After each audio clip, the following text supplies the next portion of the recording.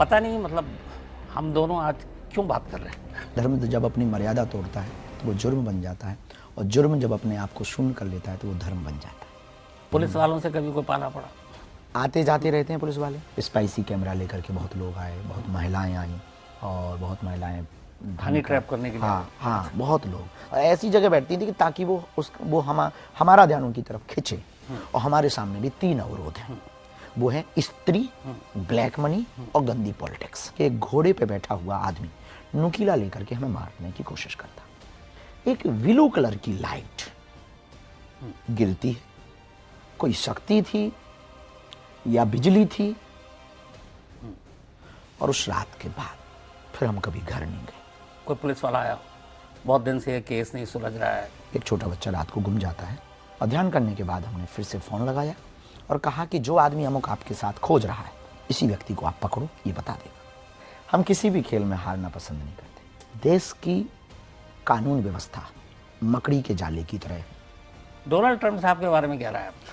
भाई, गुंडा को गुंडा ही बनाए रखने के लिए ये काम करने पड़ते हैं जो अमेरिका कर रहा है। जिसकी मस्ती जिंदा है उसकी हस्ती जिंदा है, वरना आदमी जबरदस्ती जिंदा है।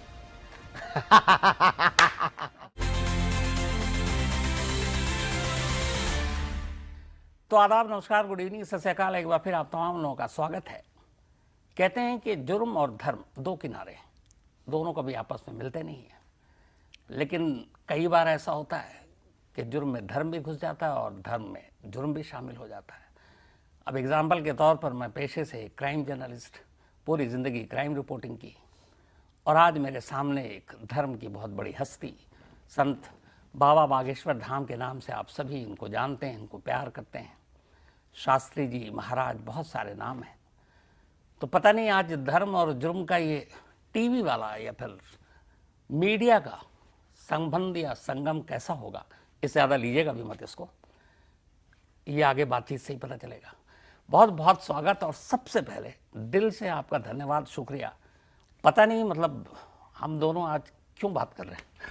हाँ, ये बात तो है। बहुत बहुत धन्यवाद आपका भी, और हम आपके प्रशंसक भी हैं। और इस बात के प्रति हमें बहुत अच्छा, हमारे मन में हमेशा एक ख्याल आता है कि हमेशा उस व्यक्ति के आसपास बैठने से जीवन में कुछ नया सीखने को मिलता है, जिसने बहुत सीखे हो, खुद दूसरों को सिखाया हो। तो बहुत सी चीज़ें आपकी हैं जो हमको बहुत प्रभावित करती हैं, खास करके रहस्यमयी चीज़ें।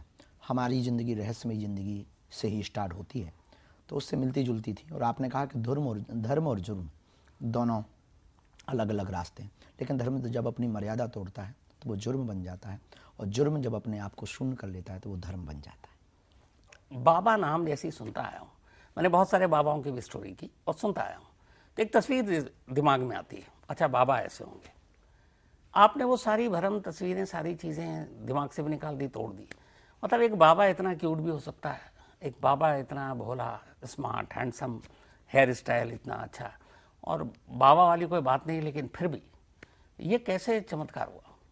हमें लगता है कि लोग इसलिए शायद हमको बाबा मानते कि हम एक बाबा के पास रहे और बाबा के पास हैं। हम इसके पीछे लोकप्रिय होने का कारण हमें पता नहीं, इतना हमें ज़रूर पता है कि हम एक दीवार को ढहाना चाहते हैं। आस्तिकता और नास्तिकता की दोनों दीवारों को मिटाने के बाद हम दोनों में गैप करके एक नया संसार बनाने की परिकल्पना बहुत करते हैं, जिसका नाम है वास्तविकता। हम जिंदगी में प्रैक्टिकली लाइफ पर बहुत भरोसा करते हैं, और व्यक्ति से जब भी हमें व्यक्ति मिलता है उसको एक ही सीख देते हैं कि देखो, हम कोई चमत्कार नहीं करते, हम एक जलती हुई लालटेन जिसमें कुछ अनुभव संसार से लिए, कुछ ध्यान से लिए। ज़्यादातर हमारे अनुभव अंदर के थे, जो हमें इनसाइड में मिले, जो हमें अपने गुरु से मिले। पावर ट्रांसफ़र कहिए, कोई शक्ति कह लीजिए, सिद्धि कह लीजिए, या फिर यूँ कह लीजिए एक ऑरा, या कोई ब्रेन का मैनेजमेंट कह लीजिए, कॉन्शियस माइंड या सबकॉन्शियस माइंड की पावर कह लीजिए। ये पता नहीं क्या है, पर कुछ तो है। ये रहस्य हमें भी पता नहीं। पर हम आपको न नास्तिक बनाना चाहते, न आस्तिक बनाना चाहते। आस्तिकता पे भी हमारा भरोसा नहीं, और नास्तिकता पे भी भरोसा नहीं। हमारा भरोसा है वास्तविकता पर। आप शास्त्री जी हैं, महाराज हैं, लाखों आपके श्रद्धालु हैं, कभी आपके साथ कोई क्राइम हुआ क्या? हमारे साथ ऐसा कोई बहुत क्राइम तो पुलिस वालों से कभी कोई पाला पड़ा? पुलिस वालों से हमारा कोई पाला नहीं पड़ा। आपकी बहुत सारी ऐसी वो देखता हूँ जहाँ पे आते जाते रहते हैं पुलिस वाले। हाँ वही भीड़ में तस्वीरें होती हैं। हाँ। बहुत सारे फिर आते हैं एक भक्त के तौर पर भी। सब प्रकार के भाव के लोग आते हैं और ज़्यादातर हमारे पास आस्थावान लोग आते हैं। दो प्रकार के लोग हमारे सामने होते हैं, एक वो जो हम पर भरोसा करते हैं, एक वो जो भरोसे के कगार में है, संदेह की नज़र से देखते हैं। वो दोनों हमारी सामने की समुदाय में बैठे होते हैं और हमें दोनों को जवाब देना होता है। एक भरोसा वाले का भरोसा दृढ़ करना होता है और संदेह वाले के पर्दा को हटा करके उसे विश्वास पे लाना पड़ता है। कभी ऐसा हुआ शास्त्री जी की कोई पुलिस वाला आया हो, बहुत दिन से ये केस नहीं सुलझ रहा है, बहुत सारी परेशानी ऊपर से दबाव है, तो आप ही कुछ बता दीजिए अपने उस शक्ति से कि क्या करूं? ऐसा बहुत बार घटित हुआ, पर हमारा पहला जवाब यही रहा कि यदि हम ये सब करने लगेंगे तो हर पुलिस स्टेशनों में पुलिस वाला नहीं पदस्थ किया जाएगा, बागेश्वर बाबा पदस्थ किया जाएगा। फिर पता चला हम लोग आपको वर्दी में भी देख लेते जी।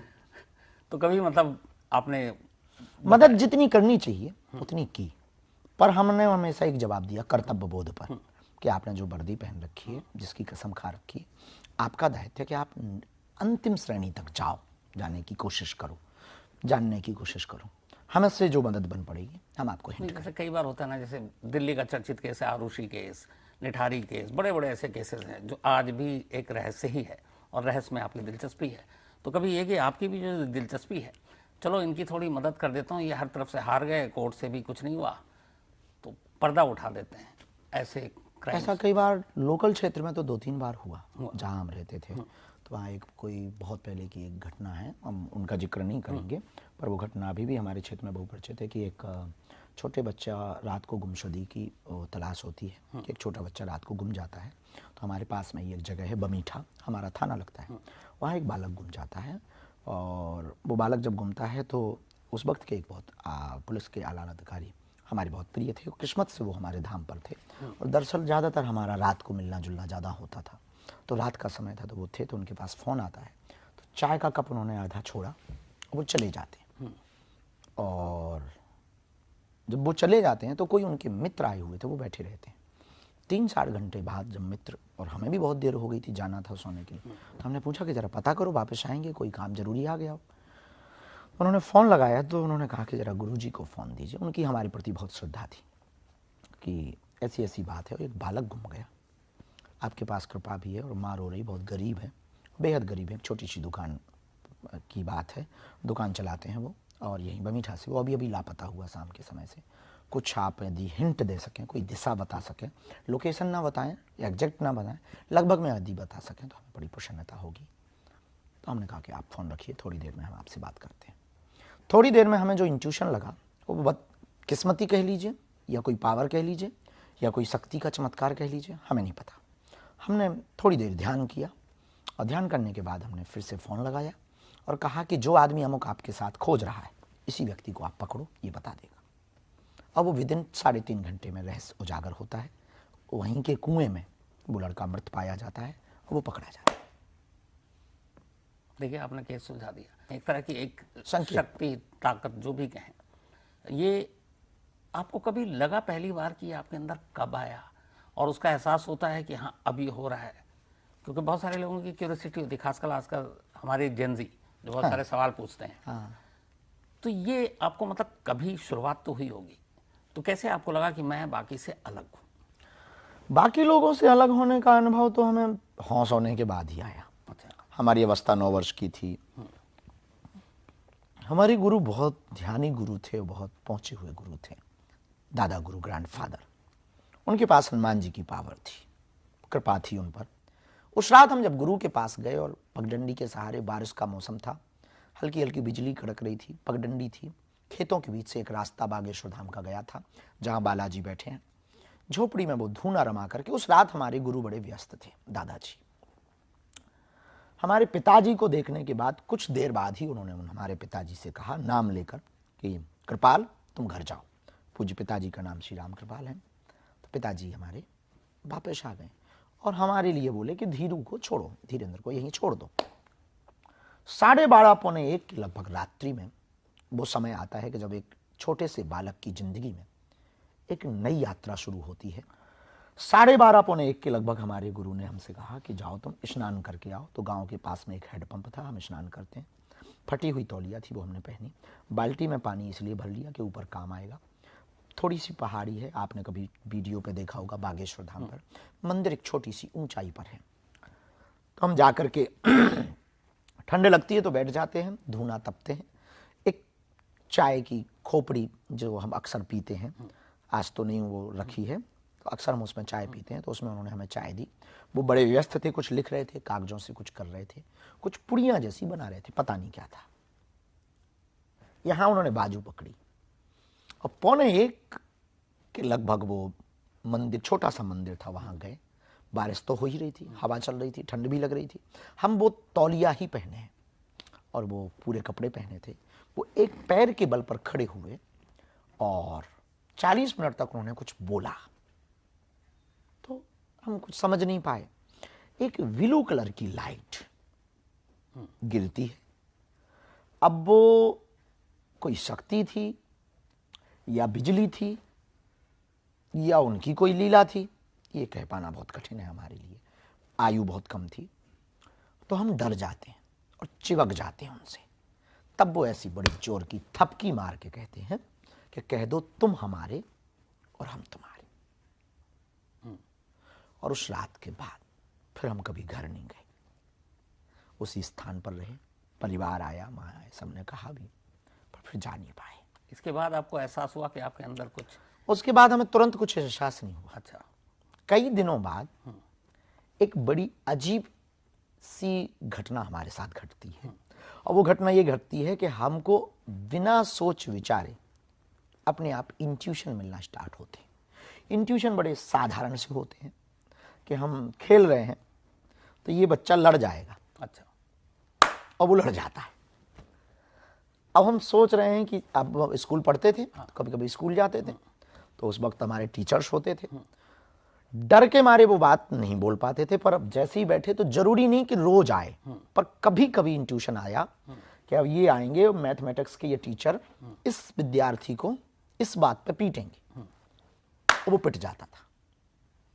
तो हम बड़ा चौंकते थे कि ये तो अपन को पता था। कभी अपने बारे में भी लगा था कि ये टीचर आ जाएंगे और जब मेरी बारी है? हाँ, पूछने पे तो कई बार लगा कि आज तो अपनी खैर नहीं। हमारी बुंदेलखंडी में कहते हैं खटिया खड़ी होगी बाबा। हाँ। और हो जाती थी। हमारी भी खटिया खड़ी हो जाती थी, कई बार डांट खाते थे। तो ये चीज हमको परेशान करती थी। तो हमने अपने गुरु को, 1-1.5 साल गुरु रहे, तो हमने अपने गुरु को बताया। तो वो कुछ खास जवाब नहीं दिए। वो सिर पर हाथ रख के बोले कि ठीक है। तो एक सपना हमको परेशान करता था जो हमने अपने गुरु से शेयर किया। और ये बात हम शायद टीवी पर पहली बार जिंदगी में बोल रहे हैं। आज तक ये हमने सिर्फ अपने प्रिय 2-3 लोगों के अलावा किसी को नहीं बताई। वो बात ये थी भाई कि एक सपना हमको आता है, बहुत सपने कम आते हैं। एक सपना आता है, उस सपने में अब हमको लगभग पूरा कन्फर्म है कि हमारे पूर्व जन्म से संबंधित है। और उसके बहुत से हमको तथ्य प्राप्त हुए जिनकी खोज हम अभी भी कर रहे हैं। पूर्ण खोज पे होने के बाद इस बात को उजागर करेंगे। हम एक बहुत हमारी भौहें बड़ी सफ़ेद हैं, दाढ़ी भी बहुत सफ़ेद है, और हम भागते हैं। और हमेशा एक सपना हमें परेशान करता कि एक घोड़े पे बैठा हुआ आदमी नुकीला लेकर के हमें मारने की कोशिश करता। और हम दौड़ते हैं। उसी दौड़ते दौड़ते में हमारी नींद खुलती है और हम पसीना से लथपथ होते हैं। उस रात हमें नींद नहीं आती। और ये घटना हमको हर 4-5-6 महीने में, आज जरूरी नहीं कि बात कर ली आ जाए, या जरूरी नहीं, पर ये है कि अब 2-4 से 10 दिन 15 दिन में हुआ। उससे हम बचपन से परेशान हैं। बचपन से ये सपना? ये परेशान है, मतलब 5-6 वर्ष की आयु से इस सपने से, और पहले से ही परेशान होंगे, पर 5-6 वर्ष से हमें याद है। आपको पुनर्जन्म पर अपने कुछ? हमें भरोसा है। अच्छा। और कुछ हमें तथ्य ऐसे मिले हैं जिनसे हमें लगता है कि हाँ, हम ये थे और उस जगह भी हम कई बार गए हैं। और उन जगहों पर हमारा अजीब सा जुड़ाव है। और वहाँ जाके हमें रोना आता है। और वो बड़े खंडहर हैं और बड़े किला हैं। वहाँ की दीवारों को छूने का, चूमने का बड़ा मन करता है। पर वो कहाँ है, कभी क्लियर हुआ? ये क्लियर तो हुआ, पर हम चाहते हैं कि वो, पर आप गए नहीं? पूर्ण तथ्य में हम वहाँ गए एक बार। हाँ, हमने तो वो जो उनको सपने में चीजें दिखाई, हाँ, वो पूरी वो तो सेम मिली, पर हम उस खोज में हैं कि वो थे कौन। हमने गुरु से कई बार पूछने की कोशिश की, इसका जवाब हमें अपना उत्तर नहीं मिला, पर इसकी हम खोज में हैं। ये रहस्यमयी चीज़ों ने हमको हमेशा परेशान किया। पिछले कुछ सालों में, आज नहीं पिछले 10-12 सालों से इस देश में, हमारा देश जो है वो बहुत, लोगों की आस्थाएं बहुत होती हैं, बहुत सारे ऐसे बाबा हैं, लेकिन चंद बाबा जो मुट्ठी भर, जो इस वक्त जेल में, बड़े बड़े नाम थे कभी, उनकी वजह से लगता है आप लोगों की, जैसे आप जैसे लोग आए तो एक ज़्यादा एक दबाव भी महसूस होता है कि ये लोग मुझे भी कहीं शक की नज़र से ना देख रहे हो, मेरे बारे में भी कुछ ना पीठ पीछे बोल रहे हो, तो क्या फ़र्क पड़ता है ऐसे लोगों की वजह से? नहीं, देख ही रहे लोग, चाहे वो कमेंट हो, चाहे वो सोशल मीडिया पर हो, चाहे वो पीठ पीछे बात हो। जब हम होते नहीं हो, जब 4 लोग बात करते हैं तो लगभग 2 लोग हमारे विरोध में बोलते हैं कि सब ऐसे ही है, ये तो ढोंगी हैं, पाखंडी हैं, कोई कहते ये चटुकार हैं, ये कोई कहते थे ये फलानी पार्टी के एजेंट हैं। हम बहुत से सुनते हैं।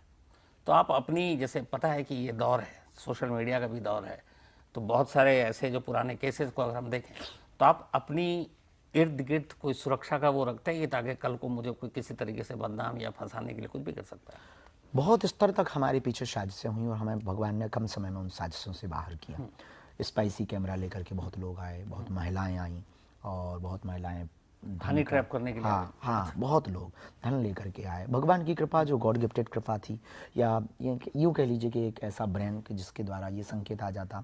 एक बहन जी लगभग 1 महीने तक धाम रुकी रही, बड़ा मेकअप लगाती थी, बड़ी लाली, तो हमारे चेलों को वो फ़ोन दे दिया करती थी जो आसपास रहते थे, फ्री में, न्यू फ़ोन। तो हमारे चेलों ने बताया कि एक बहन जी बड़ी भक्तिनी हैं, वो झोली माला डालती हैं और तिलक लगाती हैं, बड़ा मेकअप लगाती हैं, और हम रोज़ निकलते थे तो दरबार में वो सबसे आगे बैठी दिखती थी, एवरीडे रोज़ बैठी दिखती। तो कभी बीच में, कभी ऐसी जगह बैठती थी कि ताकि वो हमारा ध्यान उनकी तरफ खिंचे, ऐसी वो कोशिशें करती थी। तो देख समझ आता था। पर हमारे जब चेले मोबाइल वोबाइल लेकर के प्रशंसा करने लगे कि बड़ी मीरा भाई है, ये वो, हम समझ गए कि ये जाल बिछा रही है, हम तक पहुंचने की कोशिश है। तो एक दिन हमने ही बड़ी मस्ती में कहा कि बहन जी पधारो। तो एक राम दरबार है हमारा, राम दरबार में राम जी बैठे हैं, वहाँ पे आया लोगों को जो कोई देश से संबंधित या कोई ऐसे विषय पर हमसे समाधान लेना चाहता, तो वहाँ ऑलरेडी कैमरा लगा, वहाँ बैठे। उसमें उस वक्त वॉइस रिकॉर्डिंग नहीं थी, अब तो कोशिश की हमने। तो वो बैठी, तो हमने कहा कहाँ से आना हुआ, तो वही बड़ी चटकारी वाली बात है कि हमारा तो जीवन आपके प्रति ही अर्पित है, सब छोड़ छाड़ के हम आ गए हैं, सब जीवन में अब सिर्फ आपके अलावा कुछ नहीं है। तो वही जो बड़ी प्रेम वाली बात है, हम तुम्हारे लिए चांद तारे तोड़ लाएंगे। तो हम समझ गए। तो हमने कहा बहन जी क्षमा करो, आप गलत जगह आ गई हैं। और कुछ बातें हुई जिन बातों से हमने फिर उनको बहुत अच्छे तरीके से लताड़ा, यूँ कह लीजिए शक्ति का प्रयोग भी किया। फिर हमने कहा कि आप जिस स्कूल में पढ़ी हैं वहाँ प्रिंसिपल हैं, और ये जो आपका बक्कल है, हेयर बक्कल है, तो बड़ा जूटा बना करके उसमें हेयर बक्कल लगा दी थी, कैमरा था उसमें। फिर वो उन्होंने क्षमा मांगी, एक नाम बताया, उस आदमी से हम आज भी सावधान हैं। जिस आदमी का नाम बताया वो भी कोई होंगे धर्म जगत के कहाँ के हैं, उस आदमी से हम आज भी सावधान हैं। तो आपके अपने इसमें भी एक दूसरे से वो होता है? हमारा कोई कंपटीशन तो नहीं है, क्योंकि धर्म कंपटीशन हो जाए तो धर्म नहीं बचेगा। धर्म में कंपटीशन होता नहीं, धर्म में कंपटीशन हो जाए तो धर्म किसी काम का नहीं। बहुत सारे लोग ये जानना चाहते हैं, और ये ऐसे ही जो अगर बकल में लगा कर आ रही हैं, क्योंकि सबको पता है आपको आ रहे हैं, तो फिर एक सेफ गार्ड आप एक ऐसा ले लीजिए कि जिसके बाद ये चीज़ें हो ही नहीं। इसीलिए हम ब्याह करना चाहते हैं ना। हमारे सामने 3 अवरोध हैं। हनुमान जी जब लंका गए तो 3 अवरोध आए, सिंह का, लंकनी, सुरसा, और हमारे सामने भी 3 अवरोध हैं। वो है स्त्री, ब्लैक मनी और गंदी पॉलिटिक्स। तो ब्लैक मनी और गंदी पॉलिटिक्स तो चलिए, आप उससे अगर ठान लेंगे तो दूर ही रहेंगे जी।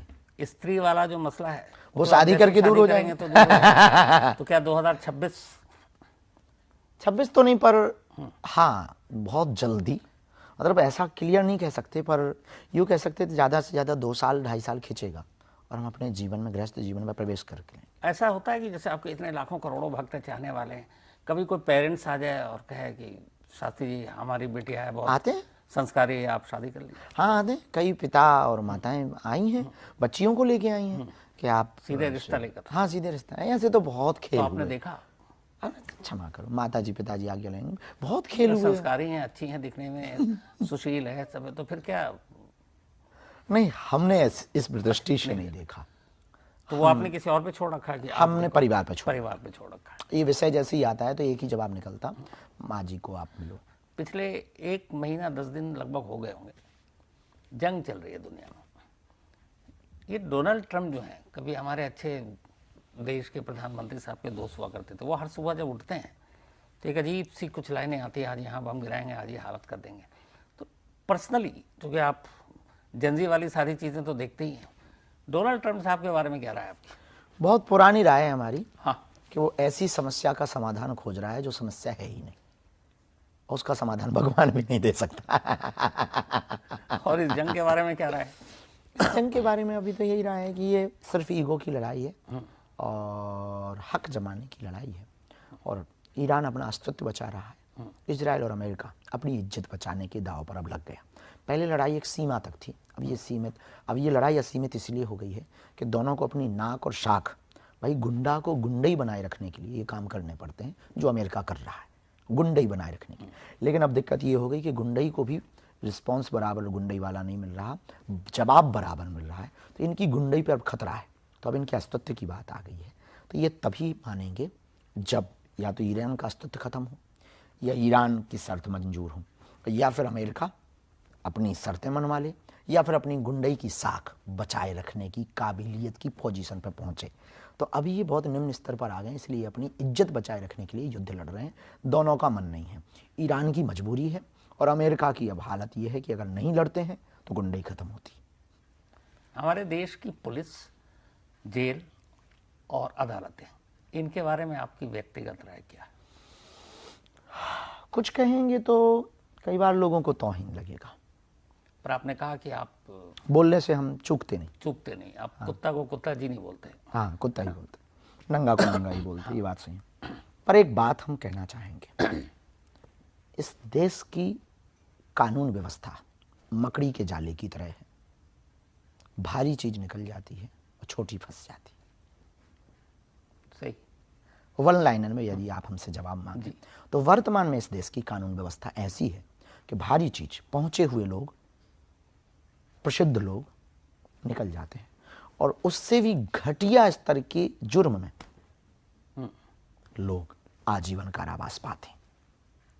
बड़े पहुंचे हुए लोग करोड़ों का घोटाला कर कर देश से भाग जाते और कानून को पता नहीं लगता, और 200 रुपया का जुर्म करने वाला 420 के मुकदमे में 15 साल की सजा खाता है। और एक वाकया जो हुआ तो उसके बाद हमारा तो हृदय बहुत पसीजा कि 37 साल बाद एक बुजुर्ग को 100 रुपया में बाइज्जत बरी किया गया। 37 साल बाद? 37 वर्ष लगभग हमको ऐसा, बिल्कुल सही। तो हमको वो वाकया याद है क्योंकि हम कहानियों पे बहुत भरोसा करते हैं और चीज़ों को पढ़ने में हमें बड़ा शौक है। और 37 साल बाद 100 रुपया के जुर्म में वो बाहर निकलता है और बाइज्जत बरी निकलता है। ये इस देश का कानून है।